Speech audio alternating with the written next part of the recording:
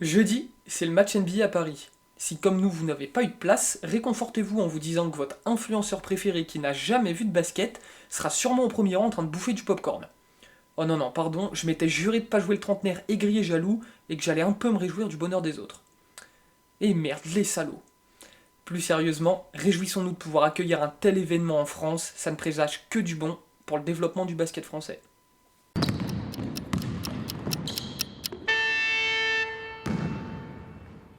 Mesdames et messieurs, bonjour, je suis ravi de vous retrouver aujourd'hui pour ce nouvel épisode du Carton. N'hésitez pas à nous laisser une petite note sur Apple Podcast et sur Spotify, ça nous aide énormément. Et aujourd'hui, les gars, épisode vraiment très particulier pour nous. Vous n'êtes pas sans savoir que cette semaine, c'est le NBA Paris Game. Les Bulls affronteront les Pistons à l'Accor Hotel Arena. Donc voilà, c'est un événement majeur pour la NBA, pour le basket en France. Donc on va parler un petit peu de cette relation qui unit la France et la NBA depuis de nombreuses années déjà. Je vais revenir évidemment sur tout ça avec mes deux amis, mes deux compères aujourd'hui présents. Monsieur Luca Folkowski et Monsieur Florian Tixier sont avec nous. Comment ça va les gars? Bah, ça va super, et vous Eh les ben gars? écoute, Ça va au top. On est très content de parler de la France. Cocorico, bleu, blanc, rouge, camembert, t'aimes tout ça, bien tout quand on parle ça. de la France, Et oui, Florian? baguette. Mais moi, je suis un grand français dans l'âme. Il y a aucun souci. Je serai toujours le premier à Il parler aime bleu, bien les blanc, petits rouge. produits du terroir, Monsieur Tixier. Lavina, c'est le Ouais, camembert, ça lui parle bien. Les gars, je un suis peu. ravi en tout cas de vous retrouver aujourd'hui. On va commencer tout de suite. Alors pour vous rappeler un peu ce qu'on va évoquer dans ce podcast, on va vraiment parler de la relation qui unit la NBA et la France depuis plusieurs années, depuis plusieurs décennies même maintenant, à travers l'histoire commune entre notre beau pays et le basket français et le basket américain. Lucas, je vais commencer avec toi puisque les Français et la NBA, ça date pas d'hier, c'est plutôt vieux. Hein. Evan Fournier n'est pas le premier Français à avoir joué en NBA, évidemment. Donc, est-ce que tu peux nous parler un petit peu des Français en NBA au fil du temps et comment ils ont réussi à s'imposer finalement dans la grande ligue? Bah, déjà, faut commencer avec Bob Cousy, avec les Celtics, qui, est issu d'une famille française, même s'il est né sur le sol américain.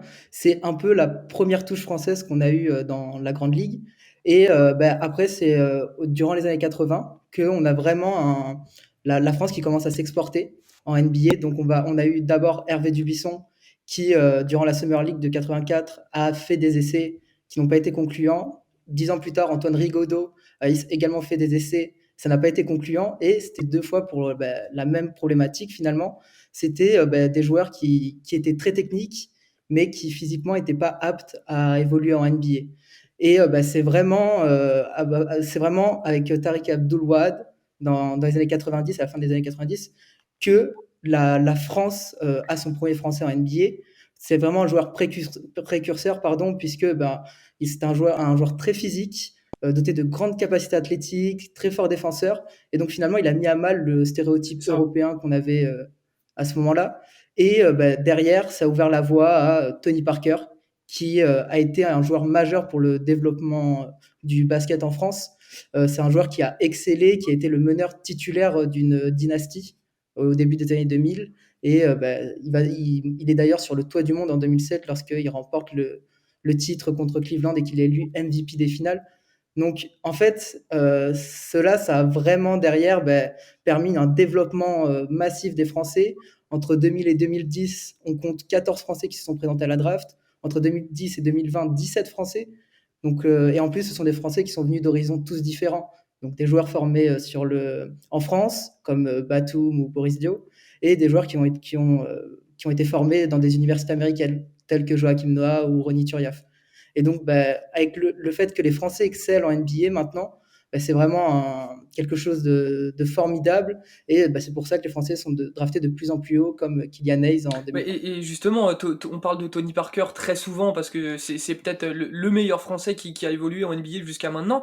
Et Tony Parker, il a peut-être ouvert la voie, Florian, à aujourd'hui des joueurs qui sont installés durablement dans cette ligue, avec en tête de pro évidemment Rudy Gobert, hein, qui a quand même glané 3 titres de défenseur de l'année en NBA, c'est pas rien, plusieurs fois All-Star. Rudy Gobert a vraiment une carrière exceptionnelle en NBA. Est-ce que tu peux nous parler justement de ces joueurs actuellement en place? Bah, pour le coup, c'est vrai que comme tu dis, la France existe en NBA. La France est une Mm. place forte de NBA au même titre que le Canada, au même titre que l'Australie. Voilà, c'est vraiment un des grands pays qui existent en NBA. Pour le coup, cette année, on n'a pas la meilleure C'est clair. représentativité qu'on ait eu sur les dernières années. On est monté à plus de 10 joueurs en NBA. Aujourd'hui, on est à 6-7. Malgré tout, on a peut-être un candidat MVP avec Joel Embiid, qui est français, faut pas l'oublier, il a son passeport. Donc on a un représentant assez unique en NBA, mais bon, blague à part. Ce qui est intéressant cette année, c'est que, comme je le disais, on a moins de représentants et on a un changement qui est en train de s'opérer entre deux générations. On passe du duo Rudy-Evan Fournier, qui était vraiment pérenne depuis 3-4 ans, qui faisait partie des leaders de la section française, à Killian Hayes et la nouvelle génération. Killian Hayes qu'on verra du coup au NBA Paris Games. De la génération d'avant, on a Rudy Gobert qui est en plein prime, mais qui connaît une année un peu galère à Minnesota, qui adopte un nouveau rôle. Il a sa plus petite moyenne de points depuis 2015. C'était sa 3e saison NBA. Il a sa plus petite moyenne de contre depuis sa saison rookie. Donc voilà, il est un peu dans une saison galère. Mais moi, pour le coup, je l'avais en défenseur de l'année. Donc ça fait un peu mal à mon pronostic. Mais il faut être patient avec cette équipe. Il faut être patient avec un joueur Gobert. majeur du NBA, tout simplement. Clairement, ça reste un All-Star. Ça reste un mec qui compte et qui va continuer à compter sur les années prochaines. Il est loin, très loin d'être fini. On a cette génération aussi qui est représentée par le duo Evan et Batum, mais qui sont clairement dans la deuxième partie de leur carrière. Entre eux, Evan qui est vraiment dans ce ventre mou, dans ce trou new-yorkais, qui attend un trade parce qu'il n'est plus dans les plans de Thibodeau. Et on a Nico Batum qui est toujours précieux par sa présence sur le parquet, mais c'est plus un leader comme avant. Malgré tout, il joue quand même 22 minutes par match cette année. Il a un box plus-minus positif. Il tourne encore à plus de 39% très important, Nico Batum, dans le système des Donc ça reste un joueur qui compte. Mais voilà, on a ce changement avec la nouvelle génération. Et cette nouvelle génération, aujourd'hui, elle est représentée par Killian Hayes. Pour faire un focus rapide sur Killian Hayes, c'est un peu la révélation française de cette année. C'est une des meilleures progressions de l'année tout court en NBA, en fait. Plus que dans les stats, il est vraiment en pleine explosion et une pleine confiance qui est démultipliée sur le parquet. Kylian, il est en train de s'acheter une identité en NBA, c'est peut-être ce qui lui manquait. C'est un meneur propre, capable de scorer aux 3 niveaux, très fort défenseur, capable de faire tourner une équipe en poussant la balle, excellent sur pick and roll. Voilà qui est Kylian. On verra par la suite ce que ça représente pour lui. Est-ce qu'il va rester à Houston, Détroit, ou alors est-ce qu'il va aller sur d'autres marchés? Je pense à Houston, véritablement, meneur de jeu. On en parle beaucoup. Mais voilà, il lead un peu cette nouvelle génération avec les Théo Malédon et les Franck Ntilikina qui galèrent un peu. Et cette jeunesse, représentée par Ousmane Dieng, notamment, représentée par Moussa Diabaté. Ousmane Dieng galère un peu, il est blessé, mais il est très intéressant dans son développement à OKC. Il est quand même important dans ce projet du Thunder, ils ne l'ont pas abandonné. Ouais. C'est ça, ils veulent vraiment être patients avec lui. C'est aussi pour lui faire de la place qu'on entend beaucoup Darius Bazley dans les rumeurs de transfert. Et Moussa Diabaté, un de mes chouchous, il faut le faire jouer. Comme disaient les Américains, League Him, il marche sur la G-League. Il a été joueur de la semaine avec des stats 26 points, 21 rebonds, 4 passes de moyenne. Qu'est-ce que c'est que cet animal? Sur 36 minutes en NBA, il a des stats en 13-13 à 19 piges. Donc c'est un joueur très intéressant. Il va représenter cette nouvelle génération. C'est une pépite. Moussa Diabaté, regardez-le. Puis on en parlera après, peut-être de la nouvelle génération, parce que ce qui arrive derrière, je pense que les Américains sont pas prêts. Merci Florian pour cette petite précision. Puis je vais rester avec toi, tiens, parce que tout à l'heure, Lucas nous parlait un peu du stéréotype du français et même de l'européen en général. Dans les années 80-90, c'était vraiment l'européen, c'était le joueur très technique, pas très athlétique et qui du coup avait du mal à s'habituer au rythme effréné et au physique de malade de la NBA. Et justement, aujourd'hui, comment Florian, les Américains perçoivent les jeunes talents français, que ce soit dans le scouting et tout ça? On est d'accord que le stéréotype de l'Européen pas physique, c'est terminé. C'est terminé, et surtout pour les Français en fait, parce qu'on remarque dans la sélection espagnole, à part quelques exceptions, la sélection allemande, la sélection slovène ou autre, on est quand même toujours sur des joueurs très intelligents qui sont très académiques, etc. On a quand même le label le plus NBA pour la France. On a des animaux physiques qui sortent de la formation française. Clairement, on a passé un cap, comme le disait Lucas. On a clairement passé un cap dans la formation française parce que les Américains recherchent des profils français. Quand on voit la sélection française aujourd'hui, des joueurs comme Kylian, des joueurs comme Franck, des joueurs comme Ousmane ou même Sekou Doumbouya, on sort des mecs qui ont le profil NBA, qui ont un physique et qui ont des attributs physiques et athlétiques NBA. On a des Français qui ont été draftés en NBA qui sont encore un petit peu, qui sont restés dans le championnat de France. Je pense évidemment à Joan Bégarin, Kamagaté et tout ça. C'est pareil, c'est des animaux physiques qui sont taillés physiquement pour la grande ligue. Des profils NBA. Et en plus, quand on rajoute à ça le succès de notre formation académique, en fait, c'est plus à prouver. Et en plus, on est bien aidé par nos résultats en international. Les scouts se déplacent aujourd'hui pour voir nos jeunes. Les scouts se déplacent pour voir la Betclic Elite, pour voir les espoirs. C'est vrai que le mois dernier, j'étais à un match des Metropolitans. À ma gauche, il y avait l'assistant general manager du Miami Heat. À ma droite, il y avait le general manager de l'équipe de G-League de Minnesota, je crois. Donc, on est vraiment sur des mecs qui se déplacent pour voir la Betclic Elite. Et tu parlais de Kamagaté ou des joueurs du Paris Basket. C'est pareil pour Hugo Besson, c'est pareil pour Bilal Koulibaly. Notre ligue attire. La France compte pour la NBA et la France va continuer à compter, comme on va revenir par la France compte pour la NBA, tu l'as dit, tu me fais la transition parfaite. La France compte pour la NBA puisque ça fait déjà, c'est la deuxième fois que Paris va accueillir un match de saison régulière. Mon cher Lucas, on sait qu'il y avait eu une rencontre entre les Bucks de Giannis Antetokounmpo et les Hornets à la Hotel Arena en 2020, ça avait été annulé l'année dernière. Qu'est-ce qu'on en pense, Lucas, du NBA Paris Games en 2020 t'estimes que ça avait été une franche réussite quand même? Moi, je trouve que ça avait vraiment été une franche réussite parce que ça a fédéré pendant toute une semaine les Français qui ont été attirés par la NBA. Et en fait, au-delà de l'affiche, personnellement, moi, l'affiche m'importe peu, mais c'est vraiment ce côté où on va fédérer le public français derrière ce sport qui est le basket. C'est vraiment donner une visibilité accrue donc, par le lieu donc, de l'événement, donc c'est à Paris, la capitale française, par l'horaire aussi, où ça a une horaire nationale pour nous. C'est cette effervescence médiatique où on va avoir plein de journaux généralistes qui vont s'intéresser à l'événement, qui vont parler de la NBA. Et en fait, ça va vraiment, je pense que ces NBA Paris Games vont influencer les générations futures, comme ça a pu être le cas dans les années 90 quand les Lakers, puis après les Bulls en 97, se sont déplacés pour jouer des rencontres en France. Ça a marqué des générations. Et la Dream Team a généré un engouement européen monstrueux. Pour la Dream Team, quand tu écoutes des Parker, des Dirk qui parlent de la Dream Team, ça les a influencés, quoi. Enfin, c'était, pour eux, c'est ce qui leur a donné envie d'aller en NBA, qui leur a donné l'amour du basket, limite. Enfin, tu vois. Donc, c'est pas anodin d'avoir des events comme ça. Pour nous, peut-être que on est plus terre à terre et qu'on se dit, bon, ça reste quand même un match de saison régulière. C'est à Paris, c'est fantastique. Mais peut-être que pour les jeunes qui ont, je sais pas, 6, 7, 8 ans aujourd'hui et qui voient un match NBA à Paris, ce sera peut-être le premier match de basket qu'ils verront. Et puis au final, ça se trouve, ils tomberont amoureux de ce sport grâce à ça. On ne sait pas, tu vois.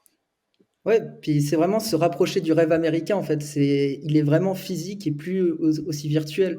Et il faut quand même rappeler qu'il y a, en 2020, il y avait 10 fans pour une place en moyenne. Ce qui montre quand même que ça attire tout le monde, finalement. C'est chiant. C'est relou. Mais oui, non, c'est clair. Toi, Florian, ton avis, j'imagine que tu as plus ou moins le même avis que Lucas. On sait que le NBA Paris Game, ça compte. C'est quelque chose qui compte d'avoir un événement de cette taille, de cette ampleur. C'est pas rien un match de saison régulière, surtout qu'en plus en France, on a quand même une consommation de la NBA qui est très particulière, puisqu'on est le premier pays européen consommateur de NBA. Ça compte tellement que j'ai pas de place. Donc c'est relou quoi. Mais non, ce qui est hyper intéressant en fait, comme le disait Lucas, c'est que nous on a un peu, en tant que mec qui regarde 25 matchs par jour de NBA, on a un peu cette idée de l'affiche elle est pas top. Sauf que au-delà de l'affiche en fait, faut bien comprendre que on voit le basket NBA et le basket américain de près. C'est-à-dire que même dans les échauffements, dans le fait qu'ils arrivent à Paris depuis un jour, mon Instagram est rempli de joueurs de Détroit qui descendent du bus. C'est pas normal. C'est quand même assez incroyable. On met le doigt sur le pinacle du sport mondial. La NBA représente le sport ultime au monde, marketingment parlant, au niveau de la communication, etc. Ça représente un atout énorme. Et au niveau de la consommation NBA en France, ils ont choisi de le faire en France parce que la France représente un atout majeur, représente un marché monstrueux pour la ligue. Et on le voit très très bien au niveau des places qui ont été vendues, au niveau de l'engouement que ça génère, etc.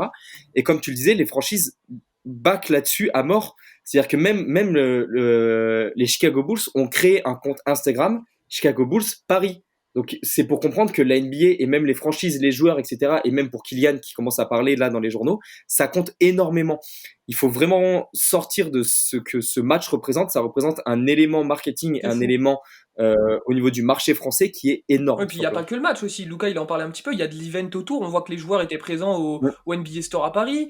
Demain, il me semble, je sais plus qui, il y aura un truc au Foot Locker des Champs-Élysées. Donc il y a des gens qui ont pu rencontrer André Drummond tout à l'heure. Enfin, c'est sympa, tu vois. Il y a tout un truc. On se rend pas compte, mais avoir André Drummond, quand même, bon, on se fout pas mal de sa gueule ces dernières années. Mais putain, André Drummond qui a quand même une carrière plus qu'honnête, hein, très très clairement. Tu te dis quand même d'avoir la chance d'avoir ça à Paris, c'est pas rien. Les gars, on va parler un peu de la suite de cette relation, essayer de pronostiquer un peu ce qui va se passer dans le futur, parce qu'on sait que la France et la NBA, ça va peut-être, la relation va être plus forte que jamais ces prochaines années, puisque Monsieur Victor Wembanyama fera ses grands premiers pas en NBA l'année prochaine. Euh, Luca, toi, comment tu vois cette arrivée de Wembanyama? Est-ce que tu penses que ça peut tout changer et encore démultiplier toutes les interactions entre la France et la NBA? Ouais, moi je suis sûr que ça va vraiment démultiplier enfin ça va Ouais. faire grandir cette relation. Enfin déjà, il faut se rendre compte que Wembanyama a mis en lumière le championnat français comme jamais ça avait été fait auparavant. Finalement, c'est un talent qui est intergénérationnel, qui est incroyable et qui va ouvrir la voie à de nombreux jeunes. Et en fait, ça peut être comme un peu Yao Ming et la Chine dans Mm. les années 2000 en fait. La France va avoir son représentant majeur plus que ce que a pu être Tony Parker, pardon. Et c'est vraiment fédérer toute une population derrière un représentant. C'est un peu, en fait, Wembanyama, en quelque sorte, il va un peu prendre la relève de Tony Parker parce que depuis le départ à la retraite de Tipeee, on a eu du mal à trouver ce porte-drapeau. Et je pense qu'aujourd'hui, Wembanyama peut être ce Est-ce représentant. qu'on se rend compte, Florian, que là, la NBA, hein, sur son appli, sur le League Pass, va diffuser un match entre les Mets et Fos-sur-Mer. Fos-sur-Mer va pouvoir être regardé par des milliers et des milliers d'Américains, peut-être même des millions. Est-ce qu'on se rend compte de l'effet Wembanyama aujourd'hui? Ben, je pense que les habitants de Fos-sur-Mer, ça doit C'est choquer. ouf, hein? Ça me tue toujours de me dire que il y a quand même la ville de Levallois-Perret qui a été en une du C'est slam, hein. n'importe C'est quand quoi. même le slam à Levallois-Perret. C'est incroyable. Mais oui, comme le disait Lucas, Victor peut tout changer, va tout changer. En fait, quand on voit l'impact un joueur comme Doncic a sur Ouais. son pays et même sur un continent européen, c'est complètement fou. Et avec la Slovénie, on parle d'un pays de à peine 2 millions d'habitants. C'est-à-dire que au niveau de la France, mais est-ce vraiment on se rend compte de l'impact que ce joueur peut avoir, pas sur le basket, pas que Pour le sur le pays tout basket et pas entier. que sur le basket français. Il peut avoir un impact sur le sport français et sur son pays qui est absolument monstrueux. C'est-à-dire que au-delà du sport, la France est un pays, sans rentrer dans un débat géopolitique, la France est un pays qui compte sur l'échelle mondiale, qui rayonne, et avoir un représentant ultime dans son sport à la manière d'un Mbappé dans le Clairement. foot, c'est juste gargantuesque. On s'apprête à voir, sans rentrer dans les détails de qui est Victor, une ultra star mondiale rentrer dans peut-être le sport numéro un au monde. Donc, faut quand même se rendre compte de ça. Et enfin, pour finir, je pense que c'est important de dire que Victor va être le leader d'une génération qui Il n'y a pas s'annonce que Victor. exceptionnelle. Il n'y a pas que Victor. Il y a Victor parce qu'il y a Victor et une génération exceptionnelle. Et Victor, il est là. Mais en fait, il n'y a pas que Victor. Tout à l'heure, on citait Johan Bégarin, Ismaël Kabagaté, Hugo Besson qui ont déjà été draftés et qui vont arriver en NBA. C'est quand même des bons représentants puisque ça va être des joueurs qui comptent. À la prochaine draft, on a donc Victor, on a Sidi Sissoko, Ryan Rupert, Bilal Koulibaly, Nadir Rifi, qui sont des joueurs qui comptent en J-League, qui sont des joueurs qui comptent en Australie et en championnat de France. Bilal Koulibaly commence à avoir des minutes avec les Mets. C'est quand même assez impressionnant pour Clairement. son âge. Et même, on a des petits bébés qui commencent à arriver et qui participent à ce vivier qui est absolument monstrueux. Zachary Rizaché, qui est un des joueurs les plus jeunes qui compte le plus en Euroleague cette saison. Il faut pas l'oublier avec l'Asvel. En espoir, on a des joueurs comme Modiawara, qui vient de poser le premier triple-double de l'histoire de la Ligue à seulement 17 ans. Ilan Pietrus et surtout, moi, mon chouchou ultime qui s'appelle Tidjane Salon, qui joue à Cholet. Je vous en supplie, regardez jouer Tidjane Salon. C'est le joueur le plus NBA, body, qui s'apprête à arriver. Je sais pas s'il va percer au point que j'en attende, mais c'est un sacré spécimen. Et même en NCAA, on a des Yohan Traoré à Auburn, Maxime Reynaud à Stanford, Zachary Perrin ou Daniel Batcho qui jouent à Texas Tech. On a vraiment des joueurs qui comptent. On a même Alex Sarr, Ouais, le frère de Monsieur Sarr, qui joue en overtime elite. Donc on a une génération qui est assez exceptionnelle. Beaucoup de spécialistes disent que la France va pas tarder à dépasser le Canada au niveau du contingent NBA. Donc Victor va tirer tout ça vers le haut, vers le très très haut. Donc il est temps de monter dans le wagon de la France parce que ça peut être assez exceptionnel et soyons contents d'être fan d'un sport qui s'apprête à compter sur la scène mondiale. C'est clair que cette relation France-NBA, là on vient de parler des Français, de l'impact qu'ils peuvent avoir sur la Grande Ligue, mais la France peut apporter beaucoup à la NBA, et la NBA apportera beaucoup au basket en France, ça commence déjà à prendre, on sent que notre sport grandit petit à petit, et évidemment ça fait plaisir. Puis tu parlais du wagon, rentrer dans le wagon France, nous on y est en tout cas, on est à fond. On est à fond et ça fait super plaisir de voir tout ce développement du basket en France. En tout cas, merci beaucoup les gars pour ces petites explications, petites analyses et rappels historiques. C'était très intéressant. J'espère que ça vous aura donné envie de vous intéresser un petit peu plus à cette relation historique entre la France et la NBA. J'en profite pour caler un petit mot sur l'article de Lucas qui sera normalement sorti au moment où vous pourrez regarder et écouter ce podcast. Donc c'est un article qui revient plus en détail sur toute l'histoire de cette relation France-NBA. Donc si vous voulez plus de précision, n'hésitez pas à aller jeter un œil, c'est très bien écrit par l'ami Lucas, comme toujours. Les gars, merci beaucoup, encore une fois. Et puis si vous avez des questions ou des commentaires à nous faire part, n'hésitez pas à nous le dire, on sera un plaisir de vous répondre.